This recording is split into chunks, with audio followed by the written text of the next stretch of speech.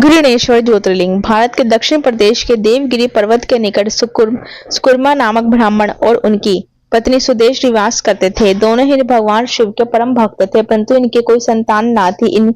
इसी कारण ये बहुत दुखी रहते थे, जिस कारण उनकी पत्नी उन्हें दूसरी शादी के लिए आग्रह करती थी। अतः पत्नी के जोर देने सुकर्मा ने अपनी पत्नी की बहन घुष्मा के साथ विवाह कर लिया। घुष्मा भी भगवान के अनन्य भक्त थी। भगवान शिव की कृपा से उसे एक पुत्र की प्राप्ति हुई। पुत्र प्राप्ति से घुष्मा का मान बढ़ गया, परंतु इस कारण सुदेश को उससे ईर्ष्या होने लगी। जब पुत्र बड़ा हो गया तो उसका विवाह कर दिया गया। यह सब देखकर सुदेया के मन में और अधिक ईर्ष्या पैदा हो गई, जिसके कारण उसने पुत्र का अनिष्ट करने का ठान लिया।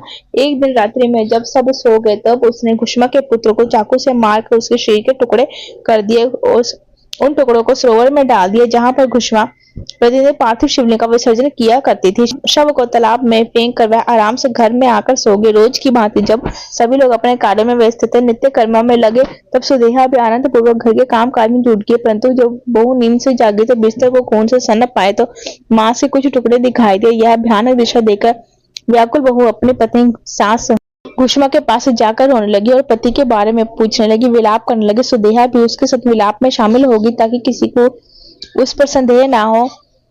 बहू के क्रंदन को सुनकर घुष्मा जरा भी दुखी नहीं हो और अपने नित्य पूजन व्रत में लगे रहे।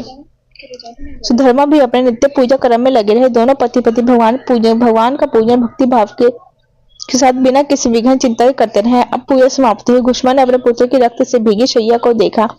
यह विभक्त दृश्य देख कर भी उसे किसी प्रकार का विलाप नहीं हुआ। उसने कहा कि जिसने मुझे पुत्र दिया है वही शिव उसकी रक्षा भी करेंगे। वह तो स्वयं कालों के काल महाकाल है, सत्य पुरुषों के आश्रय है, वही हमारे संरक्षक है। अतः चिंता करने से कुछ न होगा। इसी प्रकार से विचार कर उसने भगवान शिव को याद किया, धैर्य धारण कर शोक से मुक्त हो गए और प्रतिदिन की तरह शिव मंत्र ओम नमः शिवाय को उच्चारण करते हुए पार्थिव लिंगों को लेकर सरोवर के तट पर गई। जब उसने पार्थिव लिंगों को तालाब में प्रवाहित किया तो उसका पुत्र सरोवर के किनारे खड़ा हुआ दिखाई पड़ा। उसने पुत्र को देखकर घुष्मा प्रसन्नता से भर गई। इतने में भगवान शिव उसके सामने प्रकट हो गए। भगवान शिव घुष्मा की भक्ति से प्रसन्न हुए और वरदान मांगने के लिए कहा। भगवान ने कहा यदि वे चाहे तो उसकी बहन को त्रिशूल से मार डाले, परंतु घुष्मा ने श्रद्धा पूर्वक महेश्वर को प्रणाम करके कहा कि सुदेहा बड़ी बहन है, अतः आप उसकी रक्षा करें, उससे क्षमा करें। घुष्मा ने निवेदन किया कि मैं दुष्कर्म नहीं कर सकती और बुरा करने वालों की भलाई करना ही अच्छा माना जाता है। अतः भगवान शिव घुष्मा के भक्ति पूर्ण विचारों को सुनकर अत्यंत प्रसन्न हो उठे। कहा, घुष्मा तुम कोई और वर मांग सकती हो। घुष्मा ने कहा, हे महादेव, मुझे वर देना ही चाहते हो तो लोगों की रक्षा कल्याण के लिए आप यही सदा निवास करें। घुष्मा की प्रार्थना से प्रसन्न महेश्वर शिव जी ने उस स्थान पर सदैव वास करने का वरदान दिया तथा तालाब के समीप ज्योतिर्लिंग के रूप में वहां पर वास करने लगे और घुष्मेश्वर के नाम से प्रसिद्ध हुए। उस तालाब का नाम भी तब से शिवालय हो गया।